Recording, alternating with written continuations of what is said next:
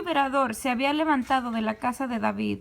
En la época en la que la casa de David parecía reducida a su estado más bajo, cuando los herederos vivos eran un humilde carpintero y una sencilla doncella, luego, mediante la intervención milagrosa de Dios, la rama brotó del tronco cortado y creció hasta ser un árbol grande que ha proporcionado refugio para muchas personas. A continuación proporcionamos lo fundamental del pacto davídico, según fue interpretado por los profetas, inspirados. Jehová descendería para salvar a su pueblo. Habría entonces en la tierra un descendiente vivo de la familia davídica, por medio de quien Jehová libraría y luego gobernaría a su pueblo.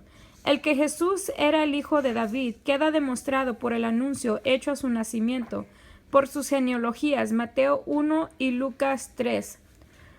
Por haber aceptado el título que le fue atribuido, Mateo 9:27, 20:30 y 31, 21, 1 al 11. Y por el testimonio de los escritores del Nuevo Testamento, Hechos 13:23, Romanos 1 al 3 y 2 de Timoteo 2:8, Apocalipsis 5:5 y 22:16. Pero el título Hijo de David no era una descripción completa del Mesías, pues recalcaba simplemente su descendencia humana. Por lo tanto, la gente ignoraba los pasajes que hablaban de la naturaleza divina de Cristo. Esperaban un Mesías humano que fuera un segundo David. En cierta ocasión, Jesús intentó elevar los pensamientos de los dirigentes por encima de esta idea incompleta. Mateo 22, 42 al 46. ¿Qué os parece del Cristo, oh Mesías? ¿De quién es hijo? Los fariseos respondieron, naturalmente de David. Luego, el Señor Jesús, citando el Salmo 110:1, preguntó, pues si David le llama Señor, ¿cómo es su hijo? ¿Cómo puede ser el Señor de David, hijo de David? Fue la pregunta que perturbaba a los fariseos. La respuesta es naturalmente la siguiente: el Mesías es ambas cosas. Por el milagro del nacimiento virginal, Jesucristo nació de Dios y también de María. Fue así el Hijo de Dios e Hijo del hombre. En calidad de Hijo de Dios es Señor de David. En calidad de Hijo de María es Hijo de David. El Antiguo Testamento registra dos aspectos de la verdad mesiánica.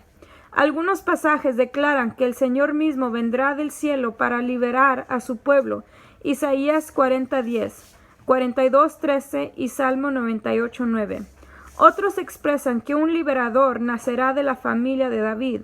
Ambos acontecimientos se fusionaron en la aparición del pequeño bebé de Belén, la ciudad de David, pues entonces el Hijo del Altísimo nació como Hijo de David. Lucas 1:32. Nótese de qué manera en Isaías 9:6 al 7 la naturaleza divina y la descendencia davídica del futuro rey se combinan. El título mencionado aquí, Padre Eterno, ha sido interpretado erróneamente por algunos que han deducido que no hay Trinidad y que Jesús es el Padre y el Padre es Jesús. Un conocimiento del idioma del Antiguo Testamento les podría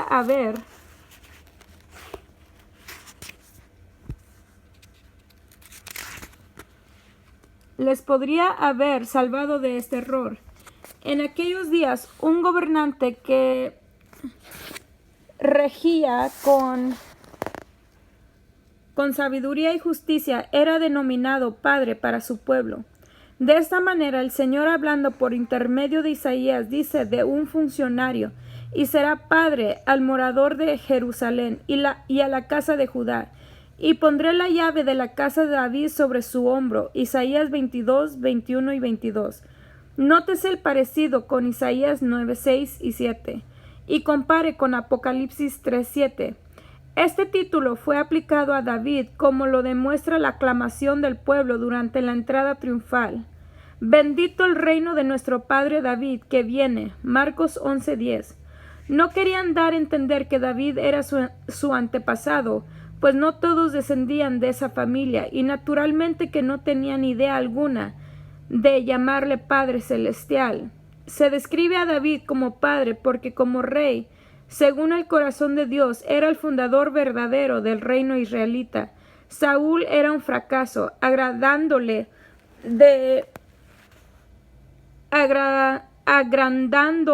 de 10,000 a 100,000 kilómetros cuadrados. De igual manera se hace referencia con frecuencia a George Washington, dominándosele padre de la patria. El padre David era humano y murió. Su reino era terreno y con el tiempo se desintegró. Pero de acuerdo con Isaías 9, 6 y 7, el descendiente de David, el rey Mesías, será divino y su reino será eterno.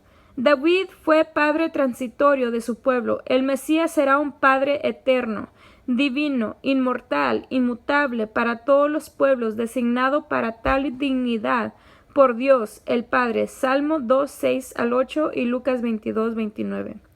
Jesús, obra salvadora. El Antiguo Testamento enseña que Dios mismo es la fuente de salvación. Es el Salvador de Israel y liberador. Liberó a su pueblo de la esclavitud egipcia, y desde entonces en adelante Israel supo por experiencia que Él era un Salvador. Salmos 106, 21, Isaías 43, 3 y 11, 45, 15 y 22 y Jeremías 14, 8. Pero Dios procede por medio de agentes y por lo tanto leemos de que salvó a Israel por el misterioso ángel de su faz. Isaías 63, 9. Hubo épocas cuando se emplearon instrumentos humanos. Moisés fue enviado a liberar a Israel de la esclavitud. De vez en cuando surgieron jueces para socorrer a Israel. Pero cuando vino el cumplimiento del tiempo, Dios envió a su Hijo, nacido de mujer y nacido bajo la ley, para que redimiese a los que estaban bajo la ley, a fin de que recibiésemos la adopción de hijos. Gálatas 4:4. Al entrar en el mundo, el Redentor recibió el nombre expresivo de su misión suprema, y llamará su nombre Jesús, porque Él salvará a su pueblo de sus pecados. Mateo 1:21. Los primeros predicadores del Evangelio no necesitaban explicar a los judíos el significado del vocablo Salvador.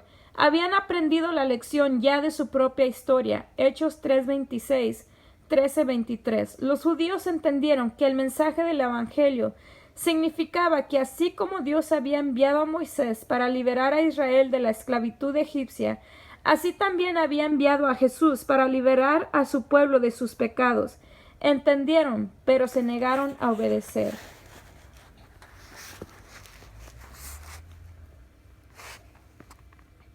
Sobre la cruz, Cristo cumplió la misión indicada por su nombre, puesto que el salvar a la gente del pecado implica expiación y la expiación implica muerte, pero aún durante toda su vida vivió de acuerdo con su nombre. Fue siempre el Salvador. Por toda la tierra había gente que podía testificar diciendo: estuve dominado por el pecado, pero Jesús me salvó. María Magdalena podía decir: me liberó de 7 demonios. El que otrora fuera paralítico, fuera paralítico, podía decir: me perdonó los pecados. Las dignidades de Cristo. En la época del Antiguo Testamento había 3 clases de mediadores entre Dios y su pueblo: el profeta, el sacerdote y el rey. Como mediador perfecto, primera de Timoteo 2:5, Cristo reúne en sí las 3 dignidades o cargos. Jesús es el Cristo profeta que ilumina las naciones, el Cristo sacerdote que se ofrece como sacrificio de las naciones y el Cristo rey que gobierna a todas las naciones. Cristo el profeta. El profeta del Antiguo Testamento era el representante o agente terreno de Dios que reveló su voluntad con relación al presente y al futuro. El que el Mesías fuera profeta para iluminar a Israel y las naciones constituye un testimonio de los profetas. Isaías 42:1. Compare Romanos 15:8. Y que Jesús era así considerado es el testimonio de los evangelios. Marcos 6:15, Juan 4:19, 6:14, 9:17, Marcos 6:4, 1:27. En calidad de profeta, Jesús hizo lo siguiente. Jesús predicó la salvación. Los profetas de Israel ejercieron el ministerio más importante en épocas de crisis.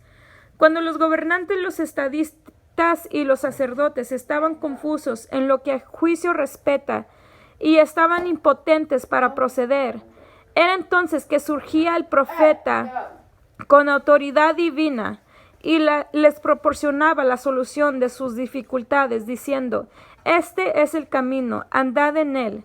El Señor Jesucristo apareció en una época en que la nación judía se encontraba en un estado de intranquilidad causado por su anhelo de liberación nacional. Por medio de la predicación de Cristo, la nación se vio confrontada con una elección en lo que respecta a la forma de liberación.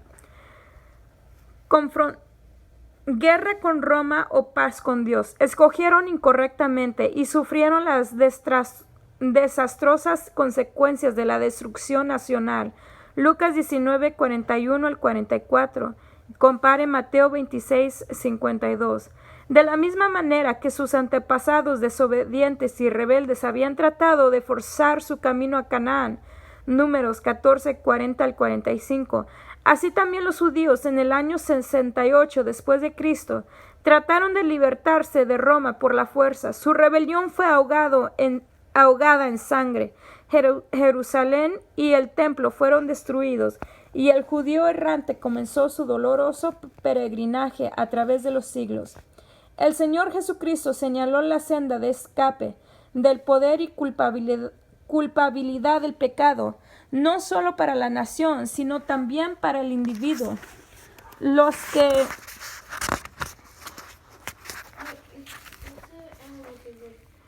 que llegaron con la pregunta ¿qué haremos para ser salvos?, recibieron instrucciones precisas, y en ellas figuraba siempre el mandamiento de seguirle. No solo señaló, sino que abrió la senda de la salvación por su muerte en la cruz. Jesús anunció el reino.